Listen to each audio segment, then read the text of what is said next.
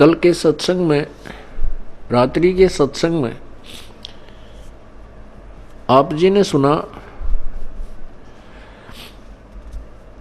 कि एक बहन जिसका नाम चंद्र प्रभा था, पुण्यात्माओं कल गलती से ये दास चंद्र प्रभा की स्थान पर शशि प्रभा बोल गया। वो चित से उतर गई थी उनका नाम जो है बहन बेटी का, क्योंकि उस आत्मा के कई जन्म हो चुके हैं और कभी वो एक जन्म में शशि प्रभा भी रही है। जैसे कबीर परमात्मा ने कभी विष्णु जी की महिमा गाते हुए तो साथ में कृष्ण भी बोल दिया है, क्योंकि कृष्ण भी विष्णु ही था।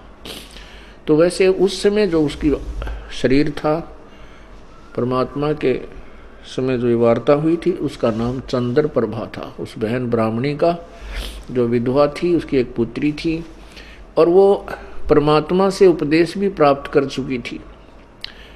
दास आपको बार बार यही समझाने की चेष्टा कर रहा है कि जिस समय परमेश्वर स्वयं आए थे, उस समय अशिक्षित जनता थी, अशिक्षित श्रद्धालु थे और अक्षर ज्ञान प्राप्त केवल एक ही वर्ग किया करता था, जिसे ब्राह्मण कहते थे। यही कारण रहा था कि वो बहन कितनी श्रद्धालु थी, प्रभु को चाहने वाली थी, परंतु उसका जो उद्देश्य था वो बिल्कुल गलत था। उद्देश्य क्या था कि उसने गुरु जी तो बना रखा था कबीर परमेश्वर जी को, उस बहन ने चंद्र प्रभा ने परमेश्वर को, कबीर परमेश्वर जी को गुरु धारण भी कर रखा था और पूजा वही करती थी जो घिसी पिटी, जिनको परमात्मा मना किया करते थे कि पत्थर पूजे हरि मिला तो मैं पूजूं पहाड़, और ताते वो चक्की भली जो पीस खावे संसार। तुम्हारे उस मिट्टी के भगवान थे, पत्थर के भगवान से तो यदि तुम उसके पूजने से परमात्मा प्राप्ति मानते हो तो मैं पहाड़ को पूज दूं जिसे शीघ्र मिला, क्योंकि वो बड़ा पत्थर है। और तुम्हारे उस मिट्टी के भगवान से अच्छी तो पत्थर के भगवान से अच्छी तो वो पत्थर के पार्ट युक्त चक्की, जो हाथ से आटा पीसने की चक्की होती थी। कहते वो चक्की अच्छी जिससे कम से कम आटा तो पीस देता, वो पत्थर। परमात्मा यही ज्ञान रह कर दिया करते थे कि मंदिर के अंदर प्रभु नहीं है, मंदिर में केवल प्रभु का चित्र है। प्रभु से काम बनेगा, प्रभु से लाभ होगा, चित्र से नहीं। जैसे सेब का चित्र पत्थर का बनाकर रख ले मूर्ति, और बहुत खूबसूरत और बिल्कुल जो कि तो मिलती जुलती होती है, और उस सेब की मूर्ति की ही पूजा करते रहें, उसी को उठाकर रखते रहें, बार बार उसकी जो है ना धूप धीप करते रहें, नहीं। वो सेब की पत्थर की मूर्ति खाने योग्य नहीं है। वह उस सेब ढूंढना पड़ेगा, वो सेब लेना पड़ेगा। सेब प्राप्त कैसे होगा? उसके लिए पहले मजदूरी करनी होगी, मजदूरी करके 2 पैसे जेब में डालने होंगे, रुपए। उन रुपयों के, उस धन के प्रतिफल में हम उस सेब को खा सकेंगे, उसका आनंद ले सकेंगे। ऐसे ही हम परमात्मा के प्राप्ति रूपी सत्य साधना रूपी मजदूरी करेंगे। इस भक्ति के धन से हम परमात्मा को प्राप्त करेंगे, उस मूर्ति की पूजा करने से नहीं। अब वो बहन चंद्र प्रभा कबीर जी को तो एक साधारण संत भक्त मानती थी, संत मानती थी, गुरु जी मानती थी, और जगन्नाथपुरी में रखी उन बिना बगैर पंजे के हाथों वाली मूर्ति को वो भगवान मानती थी। इसी भ्रम को निवारण करने के लिए प्रभु ने ये लीला की, एक तीर से 2 शिकार किए। उधर से वीर सिंह जी भी उनको परमात्मा नहीं मान पा रहे थे, उनको केवल एक संत और गुरु ही मानते थे। परमात्मा कहते हैं कि गुरु मानुष कर जानते ते नर कहिए अंध, होवे दुखी संसार में आग यम के फंद। कबीर गुरु गोविंद दोनों खड़े, गुरु गोविंद दोनों खड़े, किसके लागू पाए, बलिहारी गुरु अपना जिन गोविंद दियो मिलाए।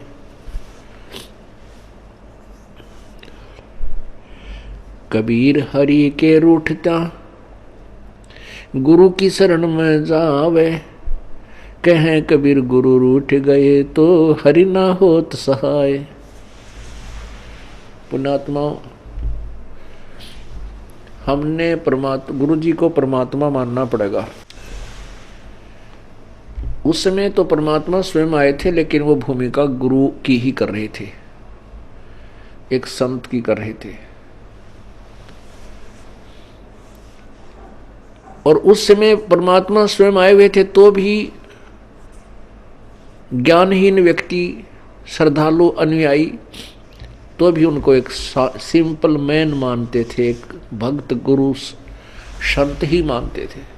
क्योंकि ऐसे शिक्षित व्यक्ति जो होते हैं वो ज्ञान के तह तक नहीं पहुंच पाते। कितनी बार समझा लिया प्रभु ने, लेकिन एक वो अक्षर ज्ञान युक्त अज्ञानी संस्कृत भाषा बोल कर और उस भोली आत्माओं को गुमराह कर देता था कि तुम्हारा गुरु तो अशिक्षित है, उसको अक्षर ज्ञान है ही नहीं, वो वेदों और गीता के बारे में जानता ही नहीं, वो तो कोई बकवाद घड़ता है, झूठ बोलता है। तो हम वो अनुयायी जो प्रभु के थे वो विचलित हो जाते थे और वो मान लेते थे उस अज्ञानी अक्षर ज्ञान युक्त प्राणी की इन बातों को कि सचमुच हमारे गुरु जी तो अशिक्षित हैं, इसलिए ये वेदों और गीता को तो नहीं जान सकते। और वेदों और गीता जी के बारे में तो ब्राह्मण लोग ही सही बताते हैं, पुराणों के विषय में यही सही जानते हैं, क्योंकि सभी पुराण, सभी पवित्र सदग्रंथ, पवित्र गीता जी, पवित्र चारों वेद, पवित्र पुराण सभी संस्कृत लैंग्वेज के अंदर लिपिबद्ध है। इस बात का वो नाजायज फायदा उठाएगी। परमात्मा ने इसलिए ये समय सेलेक्ट किया, ये टाइम सेलेक्ट किया कि पिछली पीढ़ी के अंदर शिक्षित होगा सारा समाज। उस समय ये मेरे को पहचान पाएंगे मेरे बच्चे, और इन काल के दूतों को ये धिक्कार देंगे, ठुकरा देंगे, छोड़ देंगे, त्याग देंगे। गुरु मानुष कर जानते ते नर कहिए अंध, ओए दुखी संसार में आग यम के फंद। पुण्यात्मा, अज्ञान की इतनी गहरी छाप हमारे ऊपर हो चुकी है कि हम परमात्मा की परिभाषा से अपरिचित हैं। हम परमात्मा को निराकार मानते हैं। ये अज्ञानी संत, ऋषि, महर्षि और गुरुजन परमात्मा को निराकार बताते रहे, जबकि हमारे सब सदग्रंथ और जिन महापुरुषों ने परमात्मा के दर्शन हुए उन्होंने अपनी अमृतवाणी में परमात्मा को साकार बताया है और मनुष्य सदृश बताया है, मनुष्य जैसा। लेकिन उनके शरीर के मटेरियल में और हमारे शरीर के मटेरियल में बहुत अंतर है। परमेश्वर का शरीर तेज पुंज का है, उनके शरीर की शोभा बहुत ही अधिक है। करोड़ सूर्य और करोड़ चंद्रमा की मिली जुली रोशनी भी उनके एक रोमकूप की रोशनी से फीकी है। वो साकार हैं और मनुष्य सदृश हैं। परमात्मा के उस स्वरूप को चरम दृष्टि से नहीं देखा जा सकता, उसको केवल दिव्य दृष्टि से देखा जा सकता है। और परमात्मा जब यहाँ आते हैं अपने उस अत्यधिक तेजों में शरीर के ऊपर एक हल्का ओवरकोट डालकर अपने शरीर के उस वास्तविक तेज को कुछ छुपा करके यहाँ प्रकट होते हैं, सहशरीर आते हैं और सहशरीर चली जाते हैं। उसमें वे एक संत, भक्त, हंस और एक जनसाधारण की भूमिका करते हैं। परमात्मा पाने के लिए गुरु जी, गुरु बनाना अति आवश्यक है। राम कृष्ण से कौन बड़ो, उन्हों भी गुरु कीन, तीन लोक के वे धनी, गुरु अग अधीन। राम कृष्ण बड़तेपुर राजा, तिन गुरु बंद कीन निज काजा। कहते हैं राम कृष्ण से तो तुम किसी को बड़ा नहीं मानते। उन श्री रामचंद्र जी ने और श्री कृष्ण चंद्र जी ने भी गुरु बनाए और वो तीन लोक के मालिक भी गुरु जी के समक्ष नतमस्तक रहे, एक गुरु मर्यादा में रहे। श्री रामचंद्र जी ने वशिष्ठ जी को गुरु बनाया और श्री कृष्ण चंद्र जी ने दुर्वासा जी को आध्यात्मिक गुरु बनाया। श्री कृष्ण जी के संदीपनी जो थे वो अक्षर ज्ञान के गुरु थे, उन्होंने उनको अक्षर ज्ञान सिखाया था। गुरु मानुष कर जानते, अब ये तो सिद्ध हुआ कि गुरु का होना अति आवश्यक है। आध्यात्मिक अपने इस ज्ञान, आध्यात्मिक मार्ग को, आध्यात्मिक क्रियाओं को सफल करने के लिए, परमात्मा प्राप्ति के लिए गुरु जी का होना अति आवश्यक है। अब गुरु जी के प्रति हमारा कैसा व्यवहार बर्ताव हो, गुरु गोविंद कर जानियो, रहिए शब्द समाए, मिले तो दंडवत बंदगी, नहीं पल पल ध्यान लगावे। कहते हैं परमात्मा स्वयं संकेत कर रहे हैं कि गुरु गोविंद कर जानियो, गुरु जी को भगवान मानकर चलना और उनकी आज्ञा का पालन करना, उनके द्वारा दिए गए मंत्र का खूब डट के साधना करना, भजन करना श्रद्धा से। और जब भी आपको मिले दंडोत प्रणाम कीजिए। यदि आपसे दूर हैं तो पल पल उन्हीं का ध्यान कीजिए।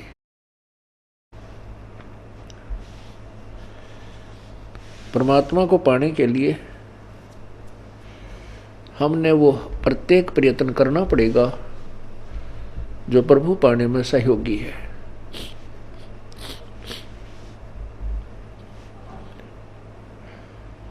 जैसे ये दास है, उसमें तो परमात्मा स्वयं आए थे, अब ये दास बेच दिया अपना। ये दास भगवान नहीं है, लेकिन परमात्मा के नियम अनुसार आप जी ने इस दास को भगवान के तुल्य मानना होगा, आपने परमात्मा मानना होगा। फॉर एग्जाम्पल, जैसे एक मैथमेटिक्स का, गणित का एक प्रश्न होता है ऋण का, उसके अंदर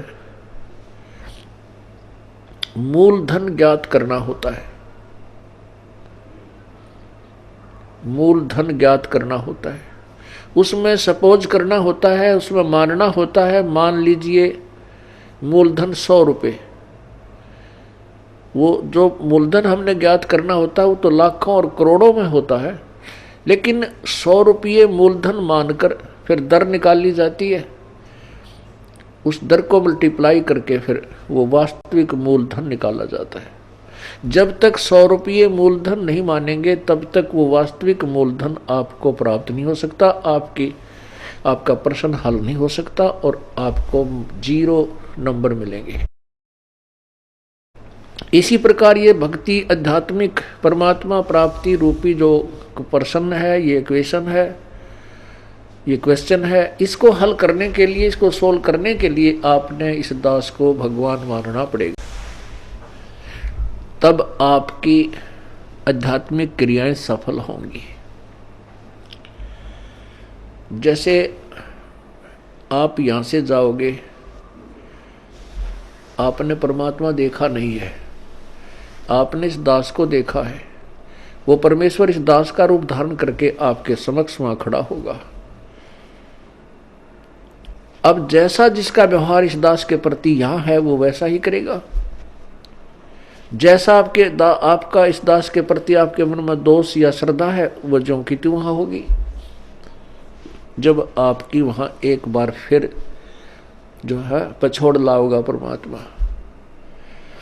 आपके पास भक्ति धन भी है, आपके अंदर गुरु जी के प्रति वह श्रद्धा नहीं है जितनी भगवान के प्रति होनी चाहिए, तो भी आप वहां से रिजेक्टेड हो जाओगे त्रिकुटी के ऊपर।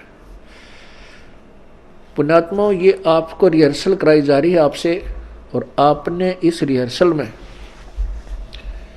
इस दास को प्रभु मानकर व्यवहार करना है, परमात्मा जानकर हर तरह की क्रिया करनी है, बोलते समय, चालते समय। अंदर में कोई विशेष गुरु जी के विषय में विवेचन करते समय आपने ये जानना पड़ेगा कि जैसे हम भगवान के बारे में सोच रहे हैं, आपने ये विचार करना चाहिए कि हम गुरु जी के बारे में क्या सोच रहे हैं। नहीं, हम भगवान के बारे में सोच रहे हैं।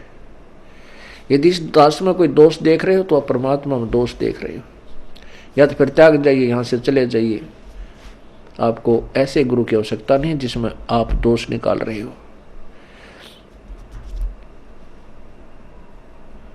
हम इसी प्रकार परमात्मा को प्राप्त कर सकते हैं। गुरु मानुष कर जानते ते नर कहिए अंधे, ओवे दुखी संसार में आग काल के फंद। गुरु जी के प्रति आपकी कैसी श्रद्धा हो।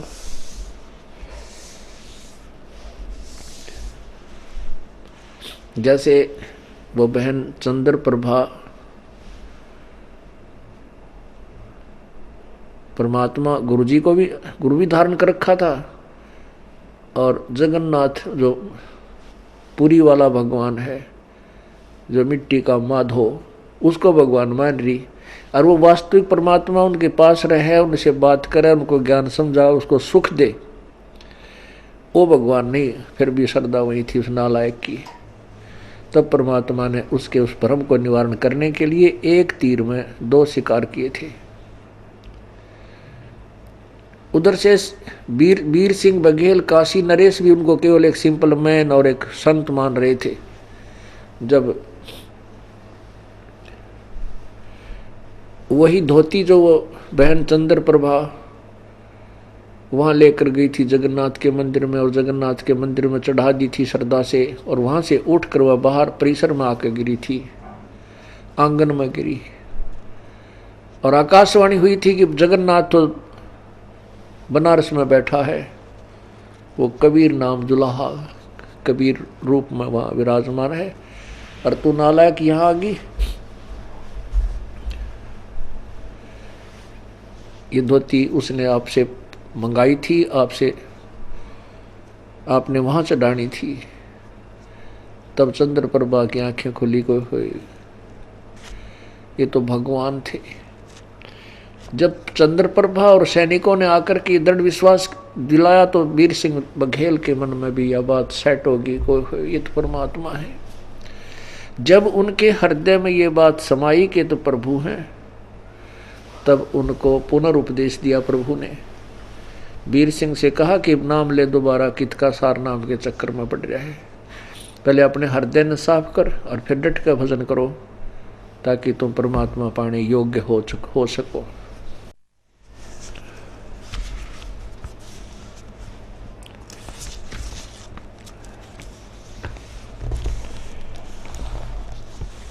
गुरु जी के प्रति गुरु की महिमा आप प्रतिदिन पढ़ते हो नित्य नियम में, लेकिन आप पढ़ते हो उसके ऊपर विवेचन नहीं करते। आप प्रतिदिन क्या सुनते और पढ़ते हो। कबीर दंडवत गोविंद गुरु बंधु अविजन सोए, पहले बहे प्रणाम तेन नमो जो आगे होए। कबीर दंडवत गोविंद गुरु, गोविंद गुरु माने गुरु भगवान को नमस्कार करूं। दंडवत गोविंद गुरु गुरु भगवान, गोविंद माने भगवान, गुरु मीन गुरु, गुरु भगवान को दंडवत प्रणाम करूं और बंदू अविजन सोए, पहले भय प्रणाम ते नमो जो आगे होए। ऐसे महापुरुष गुरुदेव के तुल्य आगे और पीछे जो भी आए हैं उन संतों को नमस्कार है। गुरु को कीजय दंडवतम, कोटि कोटि प्रणाम, कीट न जाने भृंग को यूं गुरु कर ले आप समान।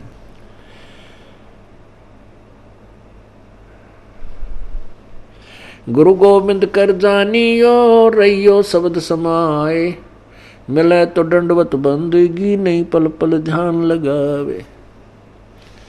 अपने गुरुदेव के प्रति परमात्मा तुल्य श्रद्धा बनाओगे तभी आप परमात्मा के चरणों में परमात्मा को प्राप्त कर सकोगे।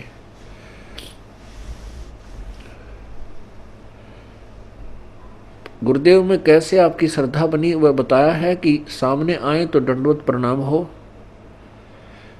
और नहीं तो फिर उन्हीं का ध्यान, उन्हीं के द्वारा दिए गए मंत्र पर विवेचन, उसका सिमरन, और रह कर आपके हृदय ये आत्मा ये पुकार करेगी, तड़फेगी को हो ऐसा निर्मल ज्ञान है भगवान कहाँ थे, अगर गुरु जी ना मिलते तो हमारी क्या दुर्गति होती। इस तरह की विवेचन जो करना है ये भी गुरुदेव का ध्यान है।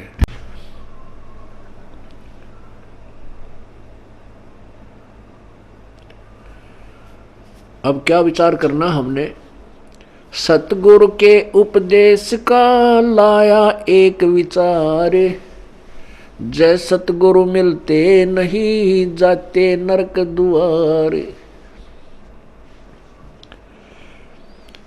सतगुरु का अर्थ होता है तत्वदर्शी संत, यथार्थ ज्ञान प्रकाशक। जो सच्चा ज्ञान देने वाला है वो सतगुरु होता है। सतगुरु के उपदेश का लाया एक विचार, जय सतगुरु मिलते नहीं जाते नरक दुआर।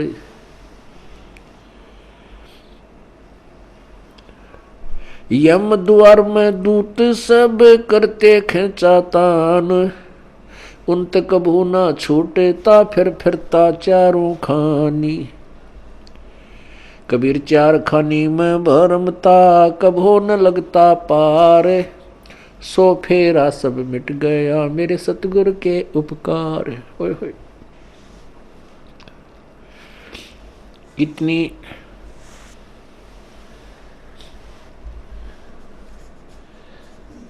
हृदय विदारक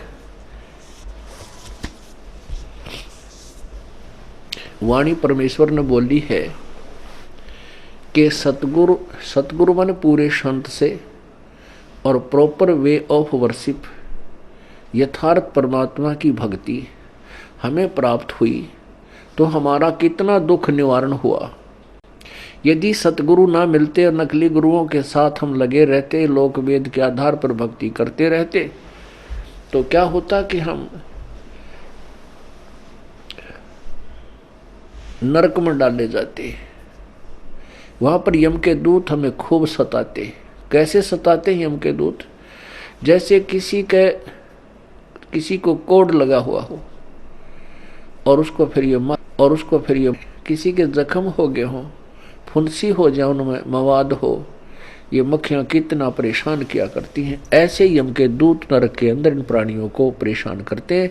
इनके शरीर पर ऐसा उस पाप के कारण ऐसी व्यवस्था बन जाती है सूक्ष्म शरीर पर, और जिसमें यहाँ से लेकर के यम के दूत चलते हैं भक्तिहीन प्राणी को, और जो भक्ति कर रहा है लेकिन शास्त्र विरुद्ध कर रहा है उस प्राणी को, तो वहाँ नरक में डालने के लिए झुंड के झुंड को, पूरे समुदाय को लठ मार मार कर ले जाए। जैसे किसी पशु को फाटक में रोकते हैं और वो उसमें जाने से आनाकानी करता है, वापस भागता है, तो उस पशु को लठ मार मार कर और फाटक में बंद कर देते।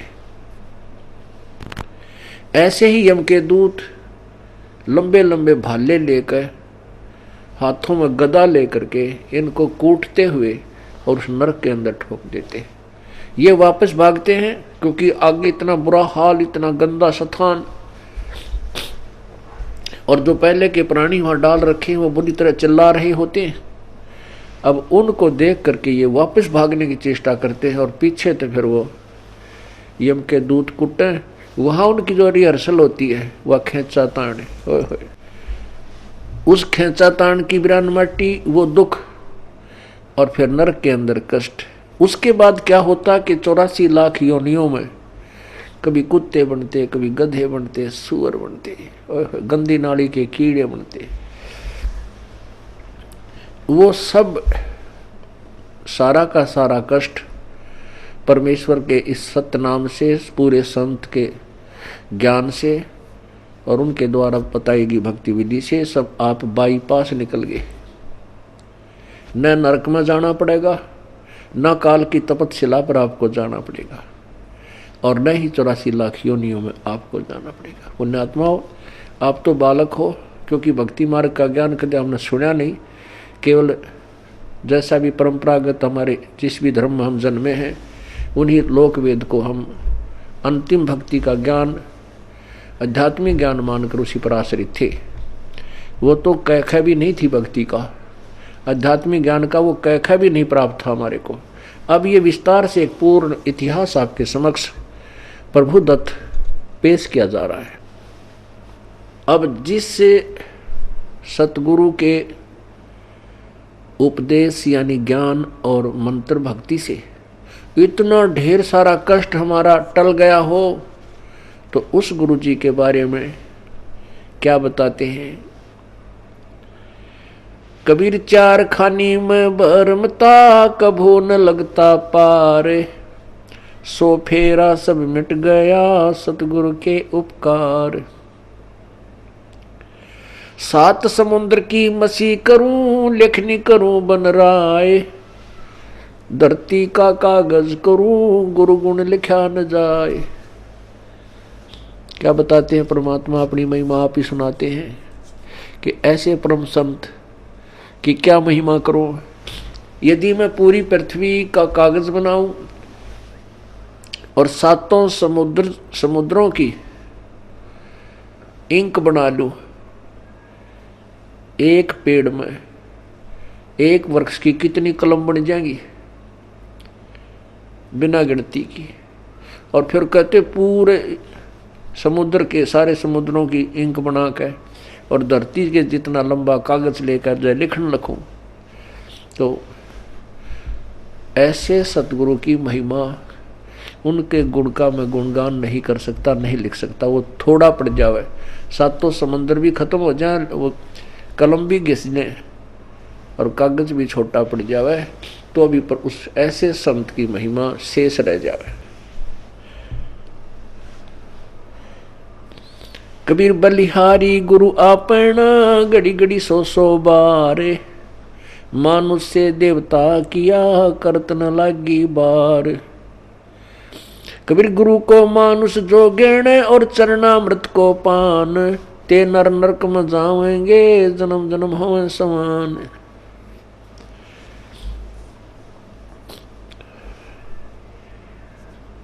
कहते हैं अपने सतगुरु के ऊपर मैं बलिहारी हूँ,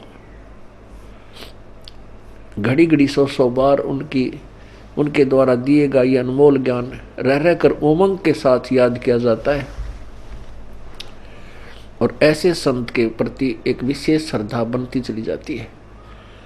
बलिहारी गुरु आपना, घड़ी घड़ी 100 बार, मानुष से देवता किया करत न लाई वार। हम मनुष्य का शरीर अवश्य रखते थे, लेकिन कर्म मनुष्य के हमारे नहीं थे। मनुष्य के कर्म अब प्रारंभ हुए हैं, बुराइयों से दूर होना और परमात्मा का यथार्थ भक्ति मार्ग ग्रहण करना। किसी को लूटना नहीं, चोरी नहीं करना, मिलावट नहीं करना, रिश्वत नहीं लेना, किसी की आत्मा नहीं दुखाना, क्योंकि आत्मा हम वैसे नहीं दुखाने से बंद हो सकते। हम मिलावट करने से या रिश्वत लेना वैसे नहीं छोड़ सकते जब तक हमें इसके होने वाले दुष्प्रभाव का ज्ञान ना हो। जैसे विष से हम क्यों डरते हैं? क्योंकि उससे होने वाले दुष्प्रभाव से हम पूर्ण परिचित हैं। और नादान बालक उसी बोतल में जिसमें विष रखा हो मुंह का लगा कर पी ले और जान मृत्यु को प्राप्त हो जाए, जान से हाथ धो बैठे। ऐसे ही जो बुराइयां करते हैं वो अपना जीवन बर्बाद कर रहे हैं। जिसमें हम तत्व ज्ञान के कारण ये पूर्ण ज्ञान हो जाएगा कि जो हम कर्म करते थे वो विष खा रहे थे, तो हम अब पुनः विष नहीं खा सकते। इसलिए परमात्मा अपनी महिमा भी बताते हैं कि गुरु मानुष से देवता किया और करत न लागी बार।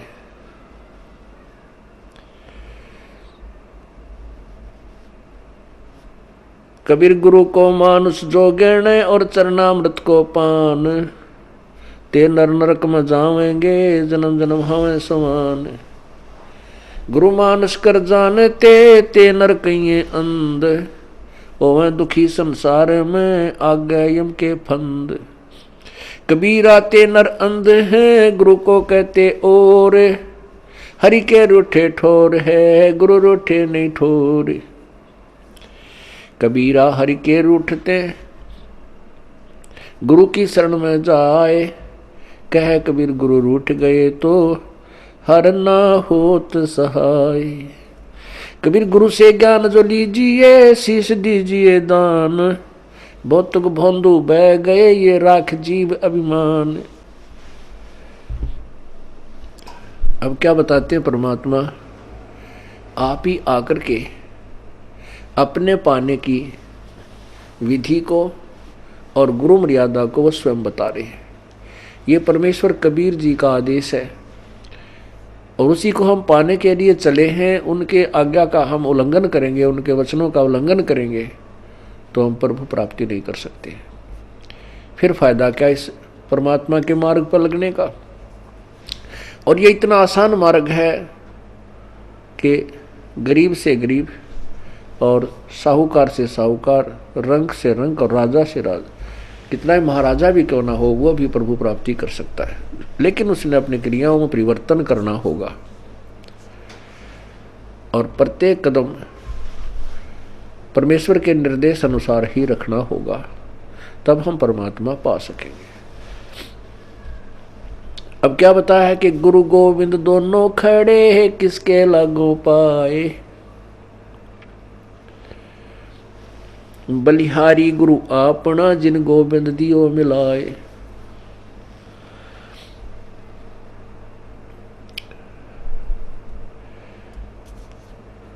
कबीर गुरु के रूठ त्या हरि की, कबीर हरि के रूठ त्या गुरु की शरण में जावे, कहे कबीर गुरु रूठ गए तो हर ना होत सहाय। परमात्मा स्वयं ही बता रहे हैं कि एक तरफ गुरु जी खड़े हैं और दूसरे साथ में परमात्मा खड़े हैं, तो किसके हम चरण छुएं, किसका विशेष आदर करें, किसकी चाह प्रथम करें? आप ही उत्तर दे रहे हैं कि बलिहारी गुरु आपना जिन गोविंद दियो मिलाए। अब इस उदाहरण को आपको समझाया जाएगा कि जैसे एक मटके में गड्ढे में जल है, वो तो समझो भगवान है। एक तरफ हैंडपंप खड़ा है वर्किंग पोजीशन में, चालू हालत में। एक तरफ तो हैंडपंप यानी नल है, एक तरफ एक मटके में घड़े में जल है।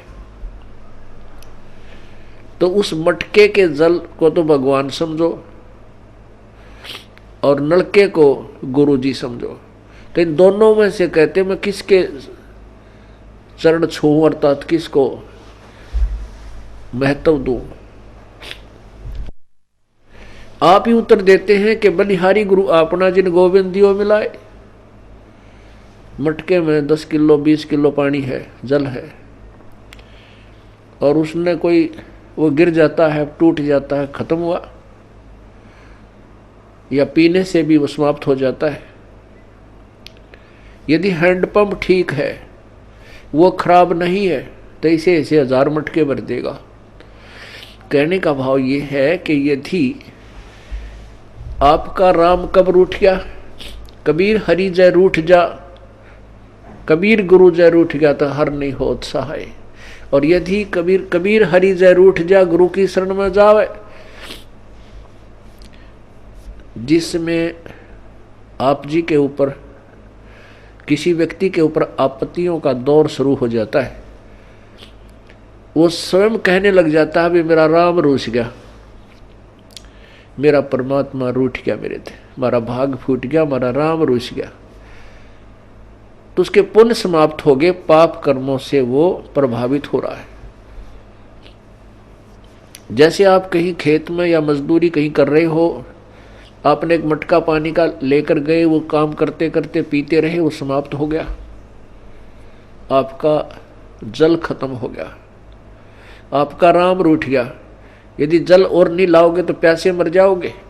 तो कहाँ जाते हैं, हैंडपंप या कुएं में, उस कुएं से या हैंडपंप से वो जल, वो मटका फिर भर लाते हैं, तो वो फिर से काम शुरू हो गया। पुण्यात्मा जो दुखी प्राणी हैं, उनका राम रूठ गया, उनका राम रूठा हुआ है, उनका भगवान रूठा हुआ है, क्योंकि उनके पुण्य समाप्त हो गए। वो जल थोड़ा बहुत था, वो पी प्या लिया, तुमने खत्म कर दिया। अब कहाँ जाएंगे उस जल को लेने के लिए, हैंडपंप पर। हैंडपंप से आप फिर मटका भर लाइए, मटका भर लाए, फिर जो अभाव, जल के अभाव से जो कष्ट था वो समाप्त हो गया, आपके प्राण बचे। ऐसे ही गुरुजी हैंडपंप है और जल भगवान है।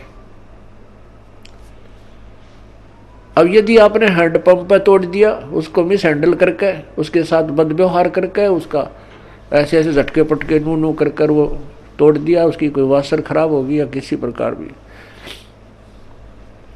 तो जल आना बंद हो गया। तो फिर वो जल जितना आपके पास आपके पुण्य है वो चलेंगे, तब तक चलेंगे, उसके बाद फिर आपको फिर दुख शुरू हो जाएगा, अर्थात वो जल फिर प्राप्त करना होगा आपका। यदि आपने कहते हैं आपका गुरु रूठ गया, आपका हैंडपंप खराब हो गया, तो जल नहीं, हर नहीं करे सहाय, हर नहीं होत सहाय। वो जल तो रहा नहीं, क्योंकि हैंडपंप उसका स्रोत था। कबीर हरि के रूठते, गुरु की शरण में जाए, कहे कबीर गुरु रूठेगे तो हर ना होत सहाय। परमात्मा आगे क्या बता रहे हैं, गुरु से ज्ञान जो लीजिए, शीश दीजिए दान। गुरु जी से आप उपदेश नाम मंत्र ले रहे हो, तो अपना शीश समर्पण कर दीजिए। शीश सौंप देने का तात्पर्य है कि गुरु जी के प्रत्येक आज्ञा का पालन कीजिए। भौतक भोंडू बह गए भाई, राख जीव अभिमान। होय होय, भौतक भोंडू बह गए अपने मन में अभिमान बना के गुरु जी के समक्ष, तो वो जीव पार नहीं हो सकते।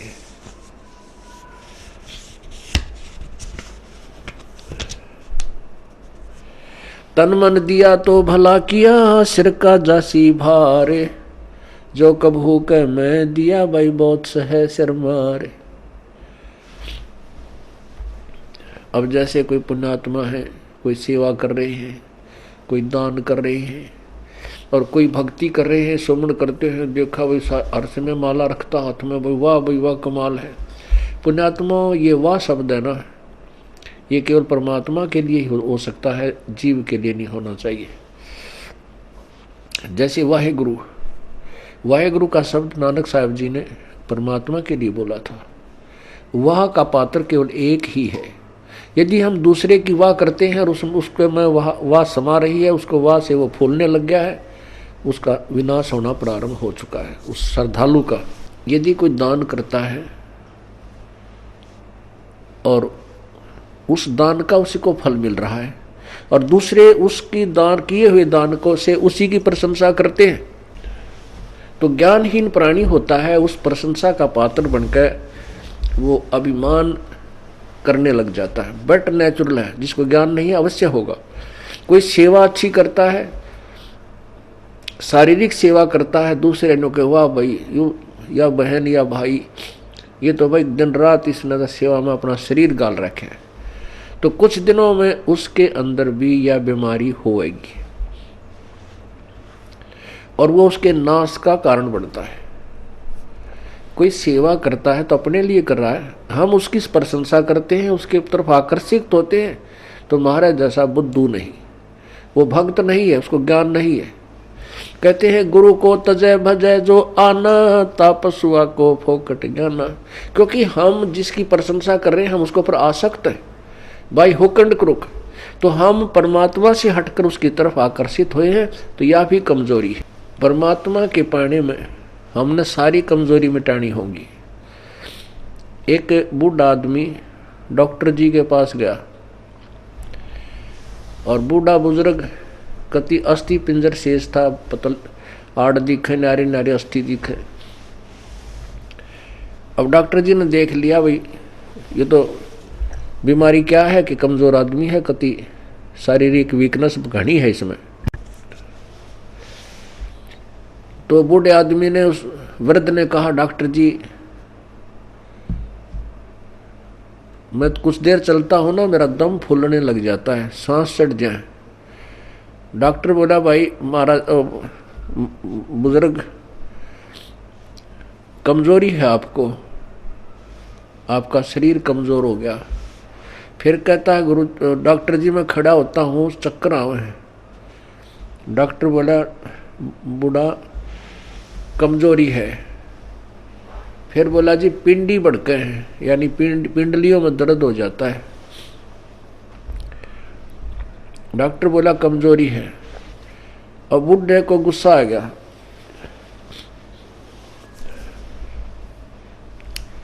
और बूढ़ा बोला तू डॉक्टर है गम चक्कर, एक के बाद जाना है कमजोरी है कमजोरी है, कि मैं और भी जाना है और भी बताओगा। खूब क्रोधित हो गया। वो डॉक्टर बोला बूढ़े या भी कमजोरी है, क्योंकि कमजोर आदमी ने गुस्सा गणाया करे। तो पुण्यात्माओं ये हमारे अंदर जो कमजोरियां हैं ये हमने सारी हटानी पड़ेंगी, तब हम परमात्मा पा सकते हैं। ना तो ठीक है जिस आप कर रहे हो ऐसा फल मिल जाएगा, और आने वाले जन्मों में आप राजा बन सकते हो, देव बन सकते हो, महादेव बन सकते हो, ब्रह्मा विष्णु महेश बन सकते हो, क्योंकि आपके अंदर इतनी कमाई बन जाएगी। और उसके बाद फिर आप गधे बन सकते हो और कुत्ते बन सकते हो।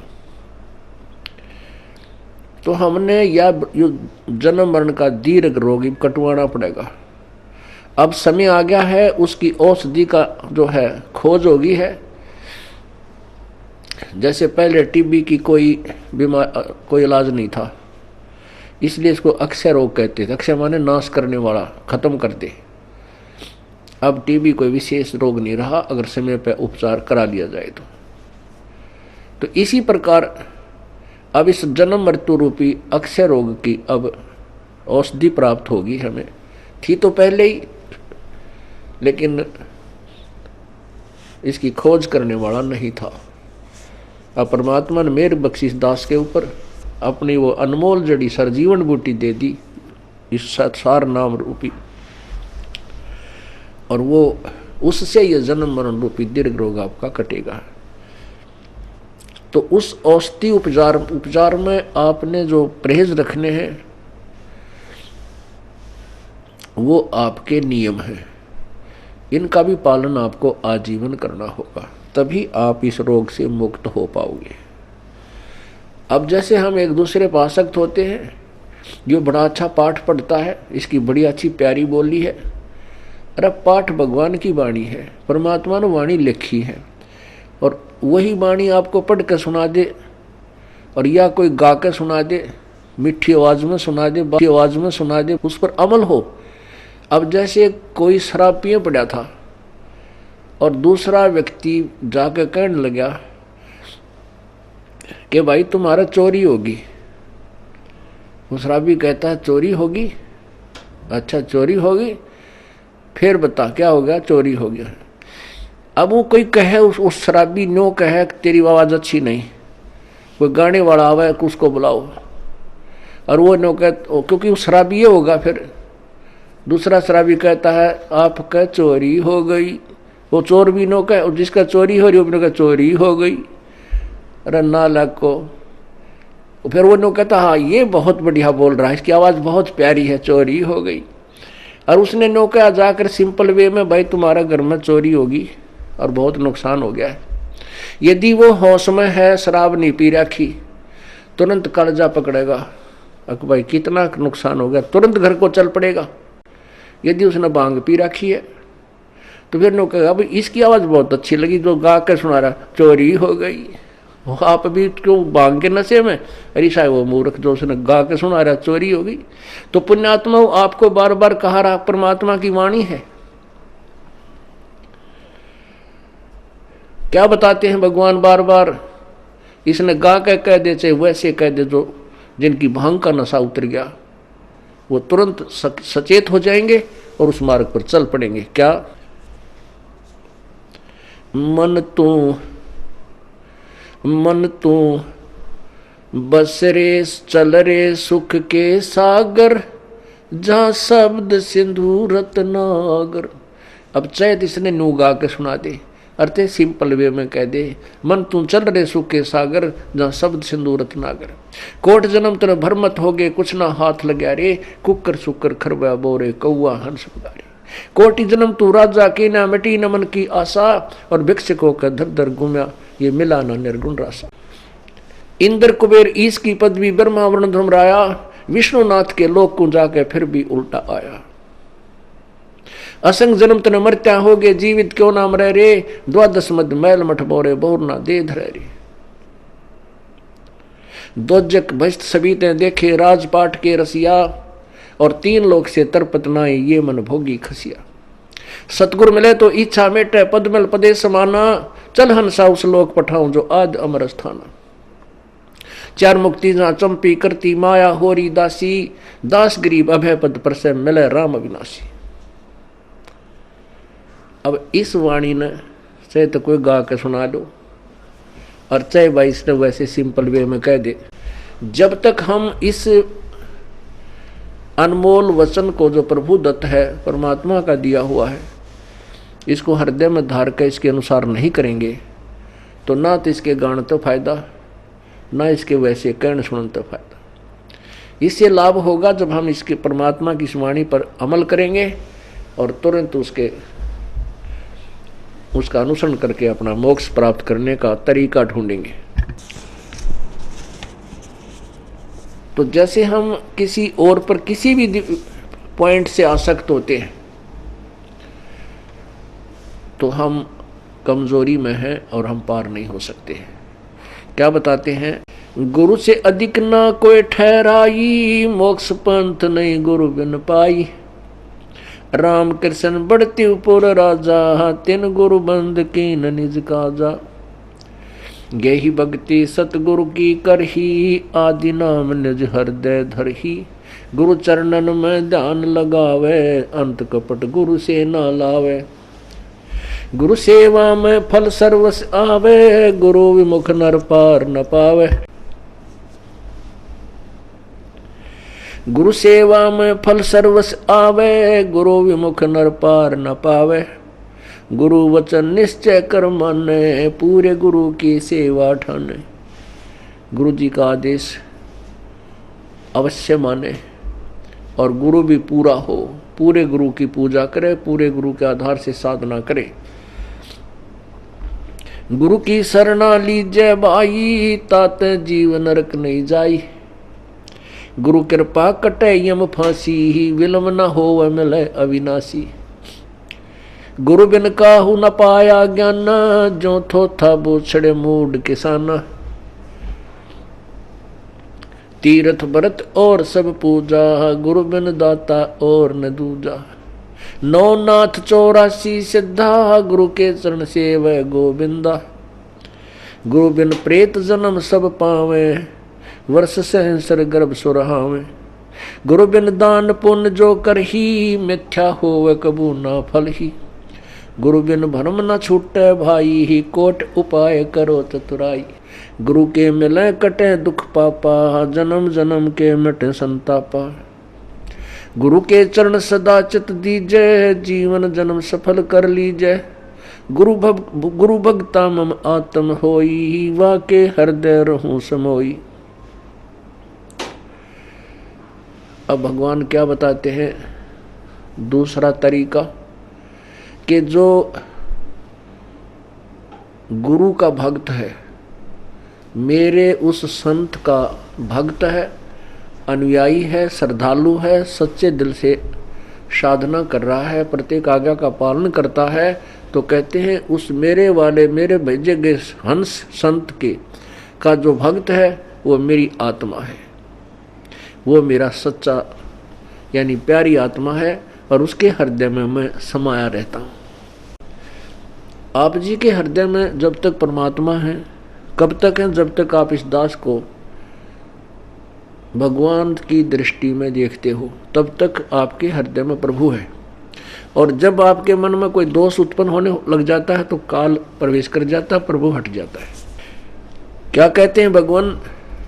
गुरु भक्ता मम आत्म होई, वाके हृदय रहूं समोई।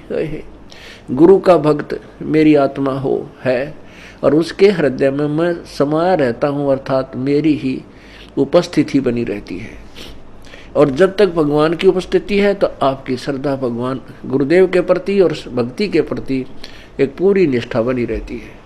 जो ही आपके हृदय में कोई दोष आता है प्रभु गुरु जी के प्रति, चाहे किसी प्रकार से, चाहे प्रत्यक्ष या अप्रत्यक्ष, परमात्मा आपसे दूर हो जाता है। ऑटोमेटिक सिस्टम है। तो उसमें आपके विचारों में परिवर्तन, ये दास पहले आपको आज जो पुण्यात्मा, जब तक आपके हृदय में परमात्मा समाये हैं तब तक ये दास आपको क्या दिखता है ये तो आपको मालूम है, दास नहीं कहना चाहता। और जब आपके हृदय में काल समा जाएगा ये दास आपको दुष्ट दिखाई देगा। दास वही है, पहले भी वही था और बाद में भी वही है, और आगे भी ऐसा ही रहेगा। आपने अपना ही शीशा, जैसे हम दर्पण में मुंह देखते हैं, फेस देखते हैं शीशे में, अगर वो शीशा खराब है तीसरा बूंदा मुंह दिखाओगा, बांगा बांगा। कई बार ना कोई कार खड़ी हो और उसके पास से निकला तो अपना शरीर उस कार के शीशे में नो दिखा रहा, इतना बड़ा पेट सारा ठगना है, नो ईसा बूंदा देखने भी जी ना करे। तो ऐसे ही जैसे कोई शीशा खराब है, उसमें मुंह देखे सा बूंदा दिखे, को मोटा मोटा कति मर रहा टेढ़ा मेढ़ा, और बढ़िया दर्पण है तो जो का तू दिखाता है। तो पुण्यात्मा, जब तक आपका अंतःकरण हृदय रूपी मिरर बिल्कुल स्वच्छ है, साफ है, तो ये दास आपको कति भगवान दिखाई देगा। जब आपका अंतःकरण किसी दुष्ट ने या आपके अभिमान ने बर्बाद कर दिया तो ये दास आपको बूंदा दिखेगा। जैसे आपका फेस जैसा है वो तो आपका स्पष्ट दर्पण ही दिखा सकता है, यदि दर्पण ही खराब है तो आपके ही चेहरे में कितने दोष दिखा देगा। अब जैसे ये क्रोथा कांड हुआ, इसके पीछे बहुत ही भयंकर षड्यंत्र था। उन लोगों की पोल खुल गई जो धर्म की आड़ में दुनिया को भ्रमित किए बैठे थे, उनके ज्ञान की पोल खोल दी और वो कति चौड़ चपट हो गए। अब उनको भय हो गया कि तुम्हारे अनुयायी तुमसे भागेंगे और तुम्हारे पास कोई जवाब नहीं, दुनिया तुम्हें थूकेगी। तो उन्होंने ऐसे झूठ झाट बोल कर राजा और प्रजा को भ्रमित करके इस दास के प्रति ना जाने के तूफान झूठ बोल दिए। तो उन अज्ञानियों के द्वारा फेंके गए गंध से जिनका अंतःकरण रूपी दर्पण खराब हो गया, उनको ये दास बुरा लगने लगा, अनुयायियों को। और जिनके उनके द्वारा फेंके गए गंध का जिसके अंतःकरण रूपी दर्पण पर कोई असर नहीं हुआ, ये दास उनको जो का तो वही दिखाई दे रहा था। तो यहां परमात्मा हमें यही बताना चाहते हैं, गुरु भक्ता मम आत्म होई, वाके हृदय रहूं समोई। कि गुरु का जो भक्त है वो मेरी आत्मा है और उसके हृदय में मैं रहूंगा। और यदि किसी भी कारण से आपके हृदय में दोष आ जाता है तो प्रभु वहाँ से हट जाते हैं, और काल भगवान तो तैयार है, वो तो फिर तुरंत आकर के कुर्सी संभाल लेता।